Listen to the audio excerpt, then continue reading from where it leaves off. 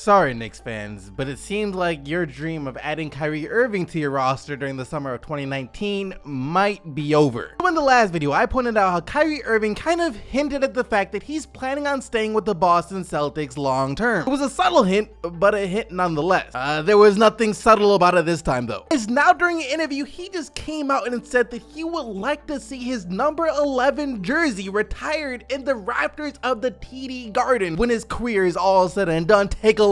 You know, I just really thought it was important to make sure it's known that, you know, this franchise is really built for the next few years of being at the top tier of teams in the league, and who wouldn't want to be a part of that? I mean, you know, what more could you ask for from an organization to really elevate your game? And you know, when you want to be along those same lineage of greatness of guys that have come before you. I mean, you know, there are times where I think about having number 11 in the Raptors, hopefully one day, and I mean, that's a dream, you know, so why not?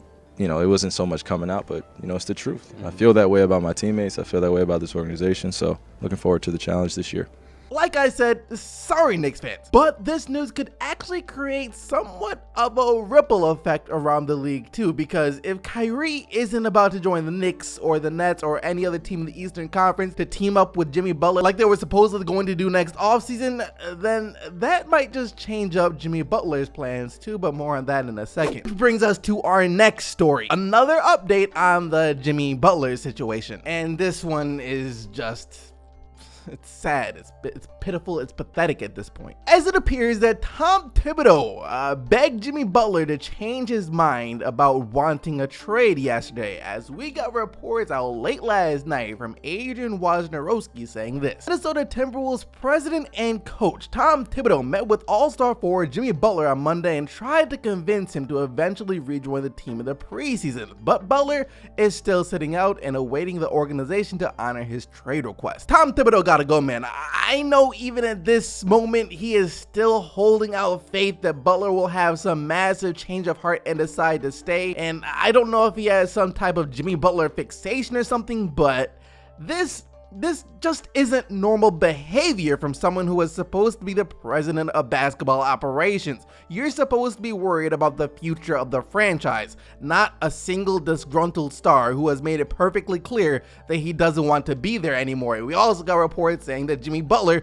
doesn't even think Tom Thibodeau is really trying to trade him. He's probably just trying to say he is, but he's really not. So time can pass. He's like, yo, we couldn't find a trade partner for you, so you gotta play now. That's what Jimmy Butler thinks, and I wouldn't put it past Tom Thibodeau. He seems desperate to do anything to keep Jimmy Butler, which is just flat out strange. But that isn't the only news that we got out regarding Jimmy Butler yesterday, as a sort of front runner to land him in a trade has also appeared. That team is none other than the Miami Heat, as Adrian Wojnarowski also tweeted out this yesterday. So far, Pat Riley and Miami have been as aggressive as any other team in pursuit of Jimmy Butler trade with Minnesota. Ownership still prefers to find a deal for him by early this week. So we're probably only hours away from finding out what team Jimmy Butler is going to be playing for next, and knowing my luck, we'll know pretty much right after this video is published, making this video obsolete. Anyways, back to what I was saying about the Kyrie Irving situation affecting the Jimmy Butler situation earlier in the video though. I don't think teams now will fear Butler leaving them as much, now that he might not be able to team up with Kyrie Irving, assuming Kyrie Irving really is about to stay with the Boston Celtics. So teams that were on the fence about trading for Butler before might feel a little bit better about their chances of keeping him. Now when saying that, I still don't think there's just any team out there should try and trade for Jimmy Butler. Teams with young players who aren't ready to compete yet, especially you guys, should stay away, because you just saw how that went down in Minnesota, since we all know Jimmy Butler would prefer to play with veterans who are trying to compete and win now. But if you look at a team like the Miami Heat, they're a team that really doesn't have anything to lose here. Since they're in such an awkward spot of should we rebuild or try to get that star player? Look, they have a nice supporting cast filled with role players and a quality point guard in Goran Dragic, but they don't have that guy, and Butler,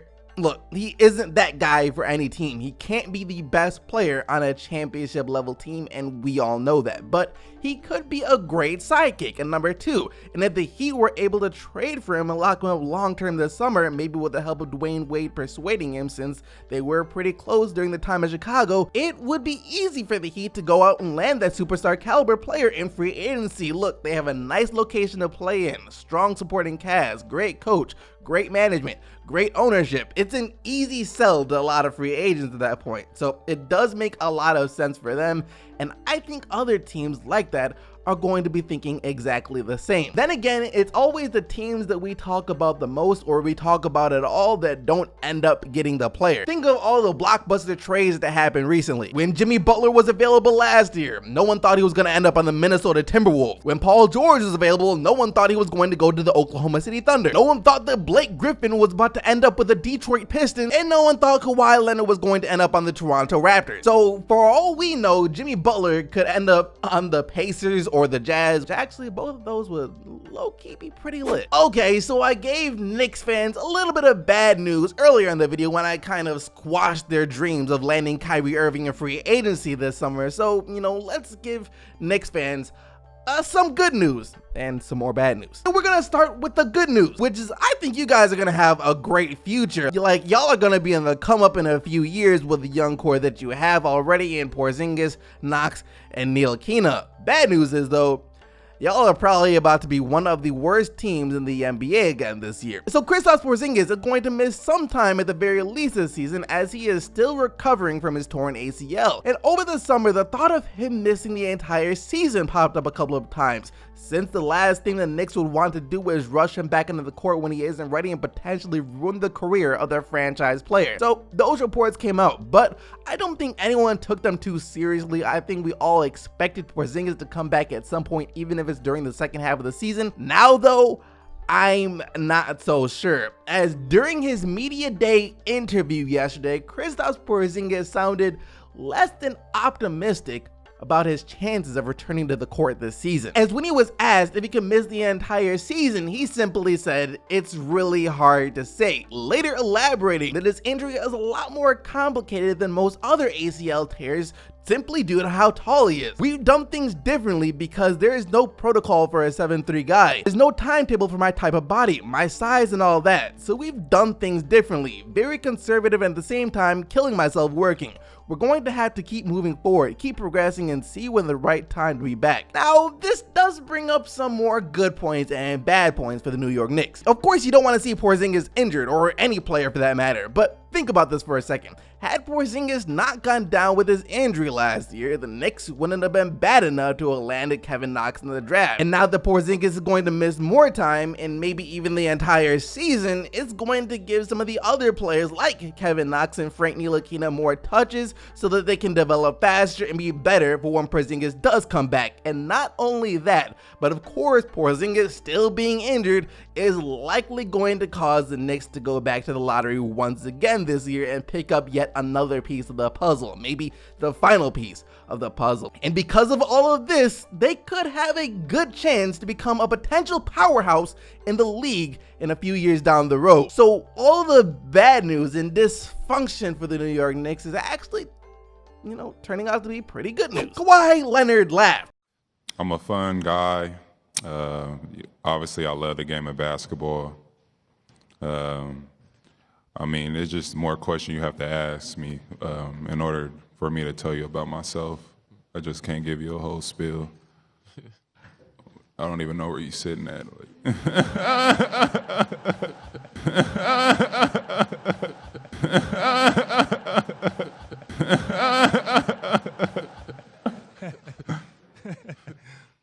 Anyways, guys, that does it for everything that we had to talk about today. Let me know what you guys think about all of this down in the comment section below. Also, if you enjoyed the video, be sure to smack the like button. If you haven't already, subscribe to the channel so you can stay up to date with everything that goes on in the NBA. Thank you once again for watching, though. You guys already know that you are the real MVPs. Until next time, I'm out of here.